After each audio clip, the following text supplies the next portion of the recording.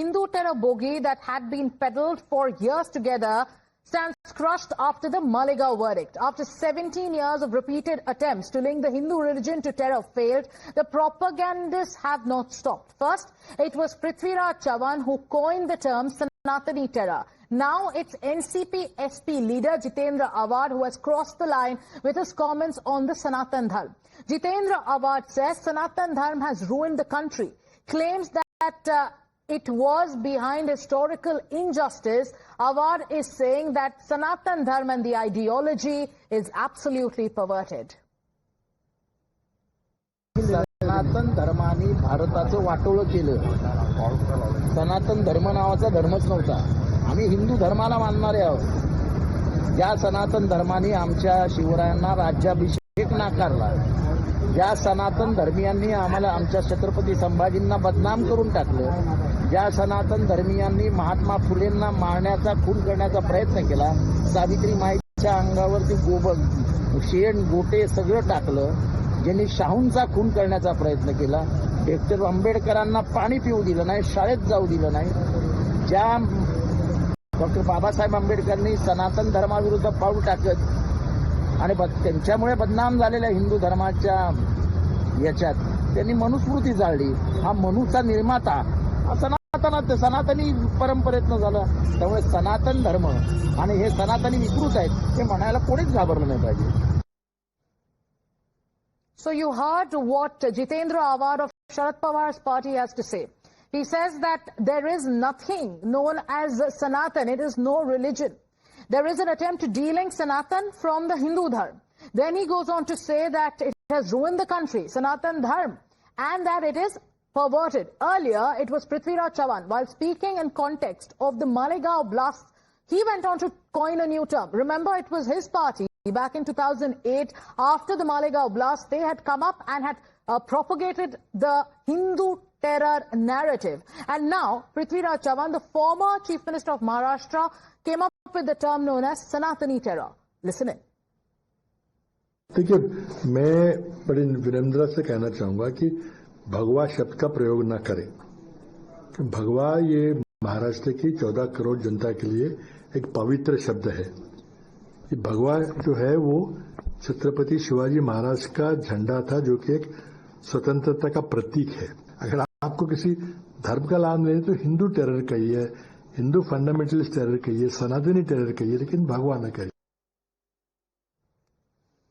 The Bharatiya Janata Party is lambasting the Congress and its ecosystem. They say that there is an attempt to delink Sanatan Dharma and Hindu Dharma. And they are saying that this is nothing but the same mindset which went on to coin the term Hindu terror. Here is that attack from the BJP. वह है जितेंद्र आव्हाड जी का विषय. ये महाराष्ट्र के नेता है और शरद पवार जी के पार्टी के नेता है. इन्होंने आज फिर से सनातन धर्म को अपशब्द कहे. इन्होंने कहा सनातन धर्म ने भारत को बर्बाद कर दिया है. सनातन धर्म नाम का कोई धर्म ही नहीं था. क्या अर्थ होता है सनातन का? जो सदा सर्वदा था और जो सदा सर्वदा रहेगा. आपने शिव के विरोध में कहा, आपने हिंदुस्तान की सुंदरता के विरोध में कहा, जिस सुंदरता में सबके लिए सम्मान है. मैं आज जितेंद्र आव्हाड जी के इस स्टेटमेंट के ऊपर आदरणीय शरद पवार जी और उनकी सुपुत्री सुप्रिया सुले, जो कि सांसद भी है, उनसे पूछना चाहता हूं कि क्या यह पार्टी की लाइन है या केवल यह जितेंद्र आव्हाड जी का व्यक्तिगत बयान है? श्रीमान शरद पवार गुट के नेता उन विकृत शास्त्रों का अध्ययन करके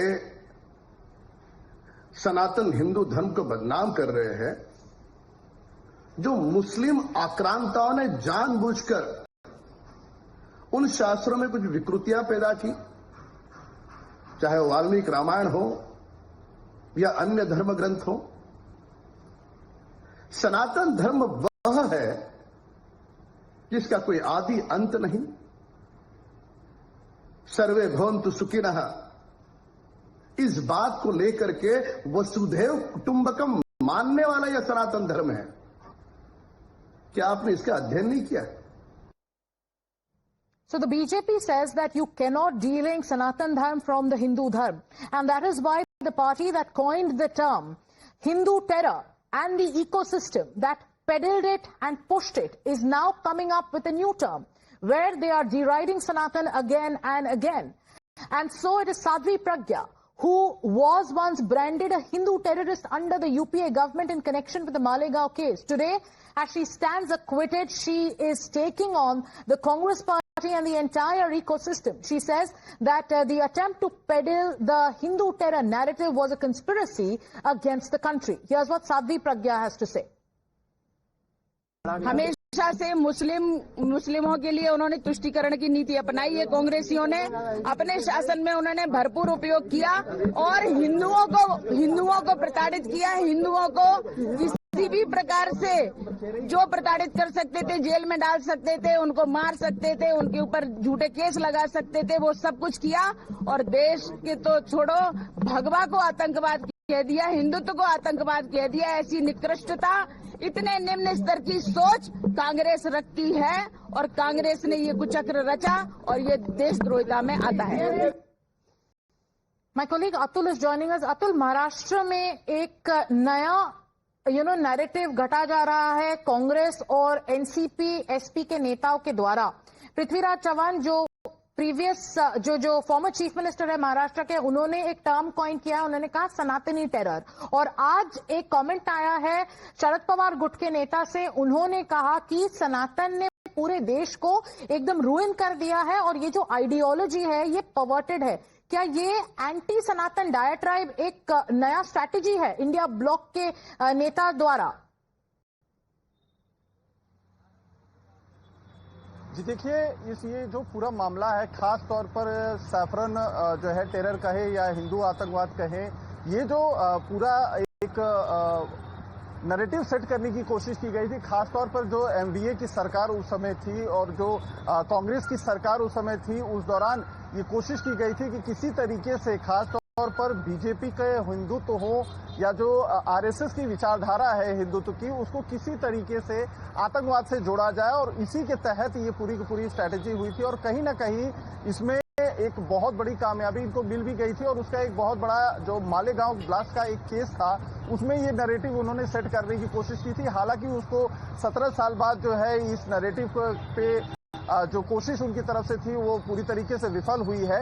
लेकिन कहीं ना कहीं एक जो खासतौर पे हिंदुत्व के लेकर महाविकास अघाड़ी हो या चाहे कांग्रेस हो या इस तरीके से एनसीपी शरद पवार के जो नेता है, खासतौर पर जितेंद्र आव्हाड, इस तरीके के वो बयान लगातार देते रहे हैं। खासतौर पर सनातन धर्म की जब बात होती है, हिंदुत्व की बात होती है, तो इस तरीके के ही काफी आपत्तिजनक टिप्पणी करते रहते हैं। लेकिन कहीं ना कहीं जो हिंदुत्व को लेकर खासतौर पे महाराष्ट्र में शिवसेना जो शिंदे गुट की है या बीजेपी की है, उनके तरफ से जो एक हिंदुत्व, हार्डकोर हिंदुत्व को लेकर इन लोग जो है पार्टियां यहाँ पर राजनीति कर रही हैं। महाराष्ट्र में अभी जो हाल के विधानसभा चुनाव हुए थे, उसमें भी इस चीज को जो है स्टडी में सामने आया था कि जो वोट बैंक है कोर, खासतौर पे हिंदुत्व में बिलीव करने वाला, उन लोगों ने एकजुट होकर शिवसेना और बीजेपी को वोट दिया था। तो उसको कहीं ना कहीं जो है काउंटर करने के लिए इस तरीके की बातों को कहा जा रहा है, ताकि जो हिंदुत्व की जो विचारधारा है, सनातन की जो बातें हैं, उसको डैमेज किया जाए और जो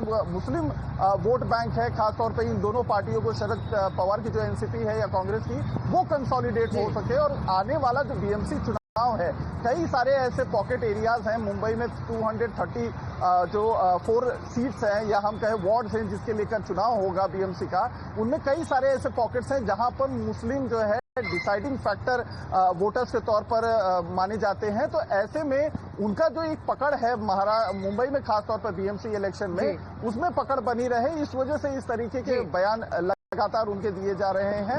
और यही वजह है कि आज जो है शिवसेना के Bharatiya Janata Party which is taking its questions directly to Sharad Pawar and Supriya Sule.